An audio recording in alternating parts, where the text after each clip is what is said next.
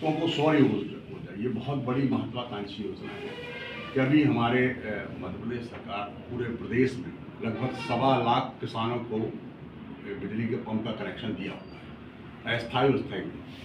अब उसको हम सोलर में कन्वर्ट करेंगे, सोलर पंप सबको देंगे और जो अभी सब्सिडी जितनी ले रहे हैं उससे और बढ़ाकर सब्सिडी देंगे, जिसको किसान का अतिरिक्त बाहर ना आए। तो वही मध्य प्रदेश सरकार लगभग 40,000 करोड़ रुपया किसान को एक साल में अनुदान के रूप में देती है। आप अगर बिल उठा के देखेंगे तो उसमें दिखेगा कि 6,000 रुपया 3 हाथ पर का 5 हाथ पर का जो रेट हो उसके हिसाब से करते हैं। बाकी अनुदान के रूप में क्या क्या देती है वो आपको बिल में देखना होगा। तो वो राशि की भी बचत होगी। अभी हमको 40,000 करोड़ सिर्फ इस योजना के अंतर्गत अनुदान के रूप में देना पड़ता है। तो ये तय किया कि अब हम उनको सोलर पंप देंगे, जिससे किसान को भी फायदा होगा और सरकार की भी बचत होगी। जी डॉक्टर, जैसे मैंने अभी आपको बताया 50 लाख हेक्टेयर का हमारा अभी सिंचित है, जो हम जिसको 1 करोड़ करने वाले हैं।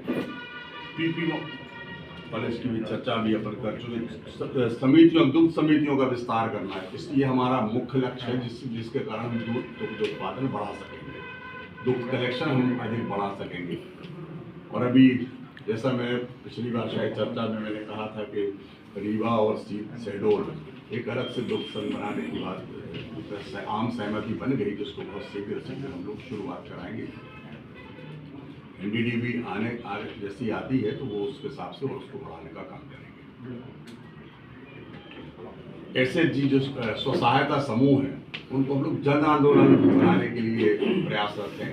जो एक तरफ से जैसे आप देखते हैं हर जगह महिलाएं आगे आ रही हैं, स्व सहायता समूह के माध्यम से काम हो रहे हैं और बहुत अच्छे काम हो रहे हैं। FPO बनाने के लिए कर रहे हैं। जैसे हम लोग अभी एक जगह देखने गए तो एक FPO का टर्नओवर ही 1,000 करोड़ रुपए। किसान जो छोटे छोटे काम करते हैं उनको बड़े रूप दे करके लोग इकट्ठा करके और उससे प्रोसेसिंग करके और उसको मार्केट में ले जाते हैं। तो ऐसे भी FPO बहुत सारे जो पढ़े लिखे लड़के हैं इकट्ठा होकर के वो भी सब काम कर रहे हैं। SHG के माध्यम से जन आंदोलन बनाकर वर्तमान में 25 लाख महिलाएं स्व सहायता समूह से जुड़ी हैं और आने वाले 4 वर्षों की ये संख्या हम दुगनी करके 50 लाख महिलाओं को जोड़ने का हमारा लक्ष्य होगा। यात्रियों के परिवहन सुविधा के लिए प्रदेश में बसों के परिवहन के लिए कंपनी बनाकर संचालित करने का भी हम लोग लक्ष्य लिया हुआ है।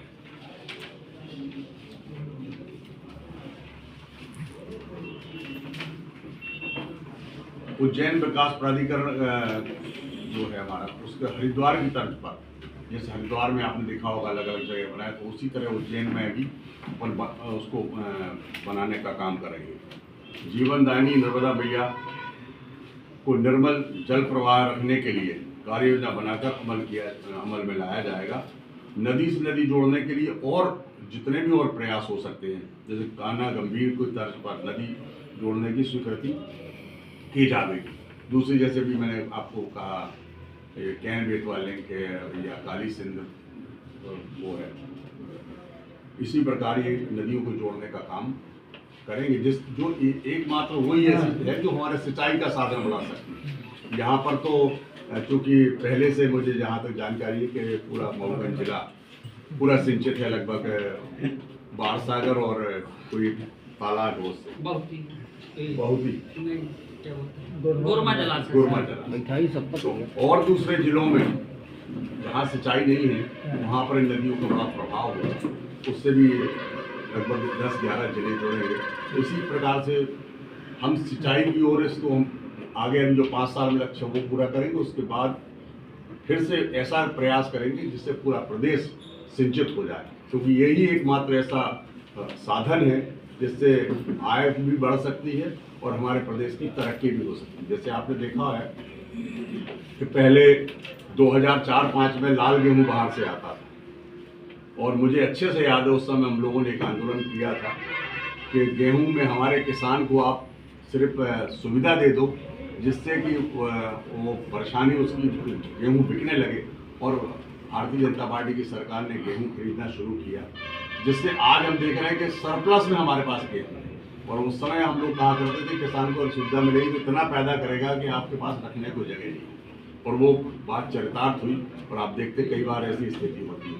और सरकार जब से समर्थन मूल्य पर खरीदना शुरू किया है, तो आज पंजाब को भी हमने पीछे छोड़ा, हरियाणा को भी पीछे छोड़ा और मध्य प्रदेश गेहूं उत्पादन में 1 नंबर पर आ गया।